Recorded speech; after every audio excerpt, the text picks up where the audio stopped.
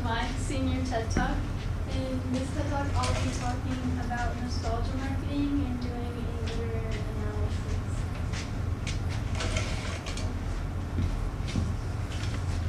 So first, I would like to show you these two video clips.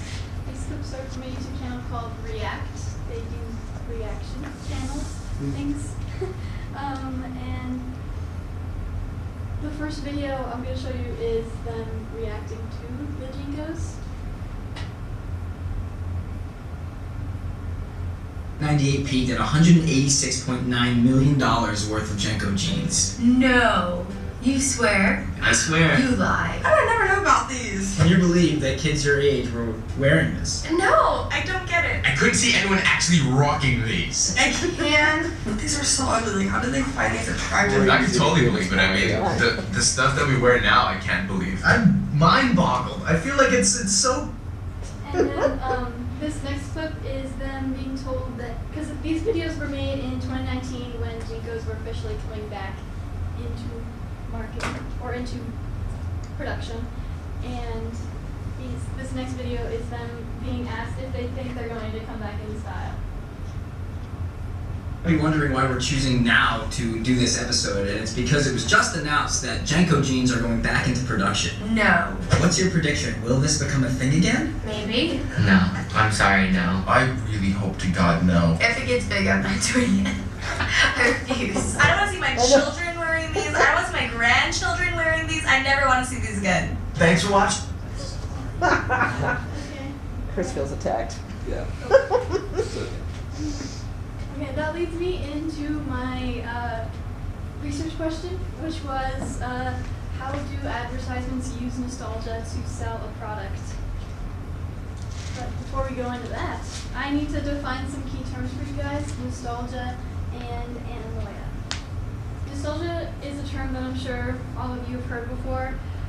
As described by Holbrook and Schindler in 1991, nostalgia is conceptualized as a preference, i.e. general liking, positive attitude, or favorable effect for objects, i.e. people, life events, places, and songs that were common when one was younger. So, raise of hands, how many people here have felt nostalgic? Ever? Yep, everyone. Based on a article I read by Civic Center in 2025, Civic Science in 2025, they claim that over 6 in 10 Americans are feeling nostalgic right now. That's 60% of the U.S. They also provided this graph, which shows here, the first part shows, in general, how likely are you to make a purchase for something when it makes you feel nostalgic for the past, and when they are younger, they are more likely, and when they are older, they are less likely. This makes sense because nostalgia marketing is very geared towards the younger generations and mainly on social media. So it makes sense that the younger population is more affected. Also, this is how would you be willing to spend more for products that evoke feelings of nostalgia? 23% say very willing and 60% say somewhat willing. So then animoia. Animoia is a concept that I'm sure not a lot of you have heard before, unless you came to my mini TED Talk. But the definition from the Dictionary of Obscure Sorrows states animoia as nostalgia for a time you've never lived. I would like to do a test. If you raise your hand for feeling nostalgic, which is all of you guys, I would like you to raise your hand again and tell me what time period you feel most nostalgic for. 2000s, 90s, 80s, etc. You. Probably like the 2000s. Okay. You. The 40s. Okay. Late 90s. Okay. On this graph, I can get a pretty close, put a pretty close guess of what your generation is. So Chris, you said the 2000s. I can make a pretty good guess that you're probably Gen Z. Unfortunately, the 1400s are not on the list. 1940s. So, Luka, I don't know what generation you are. What did you say, Lori? I said late 90s, and it's like Yeah. bang on because I'm right in between millennial and Gen X. Yeah, so you like Yeah. same with my mom. Okay. How many people have heard of goldfish? And Jinkos? Yep. Yeah. Okay. Did you know that in 2021 they had a collaboration?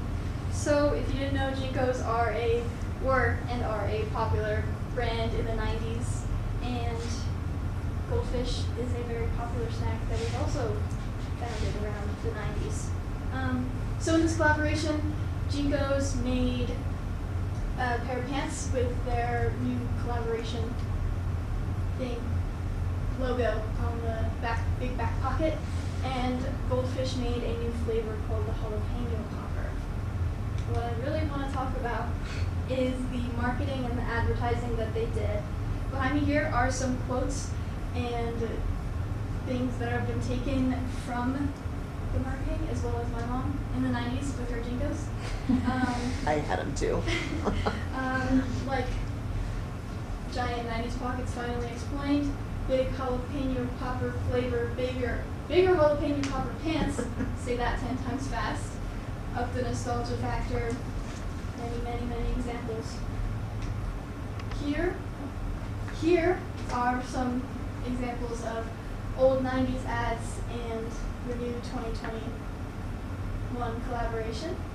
As you can see, there's very similar camera angles. The bright green has come back into the text. The typography for kind of like the logo is kind of like representing that 90s style.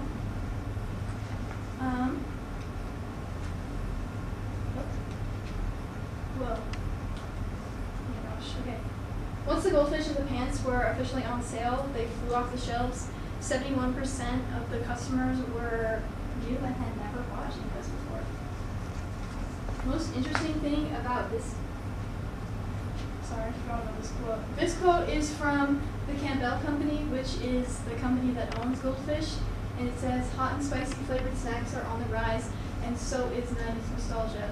With the hint of heat, our savory and cheesy jalapeno popper goldfish bring this unique 90s flavor to the Goldfish family. To take it to the next level, we connected the flavor of the 90s with the fashion of the 90s, and it is all that." So, what's most interesting about this collaboration is that not only did they use nostalgia marketing, but they also used Animoya, because in most teens now, because this was marketed mainly towards teenagers, have real nostalgia for Goldfish, but they have that Animoya feeling for the Jinkos. Yeah. Okay. And now, for a show that is purely nostalgia, Stranger Things. If you've been living under a rock for the past 10 years, Stranger Things is a show that is set in the 80s that follows 5 kids with like some weird government experiments and a kid with supernatural powers. To get more hype around their 5th and final season, they created ads and collaborations with big brands like Doritos, Target, Discovery Card, Tide, KFC, just to name a few. In these collaborations, they created ads that were in the universe of Stranger Things, therefore keeping that same nostalgia factor. So here is an ad from Doritos in the Stranger Things universe.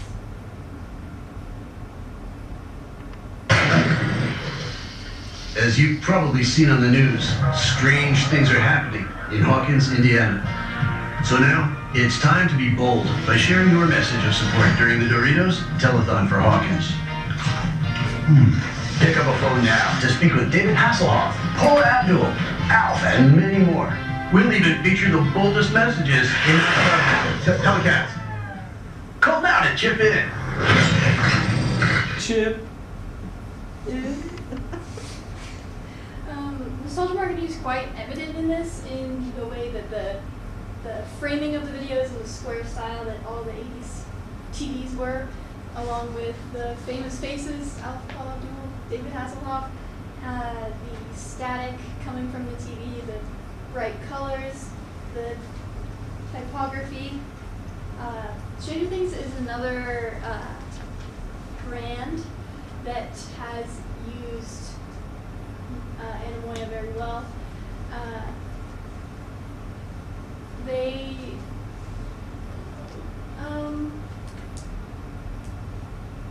they use Anamoya in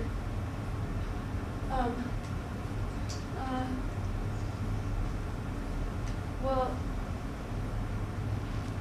oh my god, they use Anamoya from the, oh my god, my brain is malfunctioning. It's okay. Just take a breath. You're good.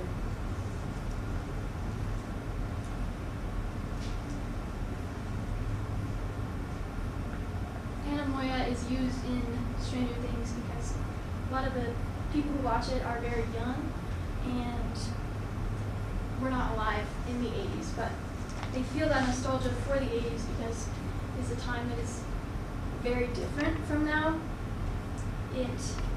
Like they had no phones, they had to talk on radios, come back when the lights turn on, kind of thing. I'm going to bring up the Joshua Tree Epiphany, which some of you might remember from our Foundational Visual Arts class.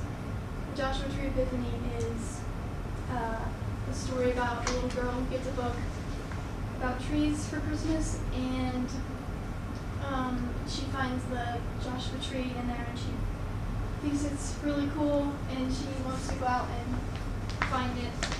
And when she goes out to find it, she finds that they are all around where she lives, and she's stunned to find that because she had just never noticed it before until she read about it. This really connects to nostalgia marketing because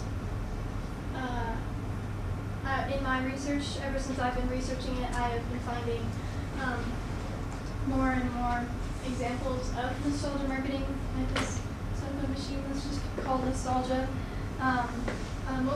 Many of these are on social media because nostalgia marketing is so deeply connected with social media, and nostalgia marketing is becoming such a big marketing strategy, and I have no doubt that it will be one of the main marketing strategies being used in the near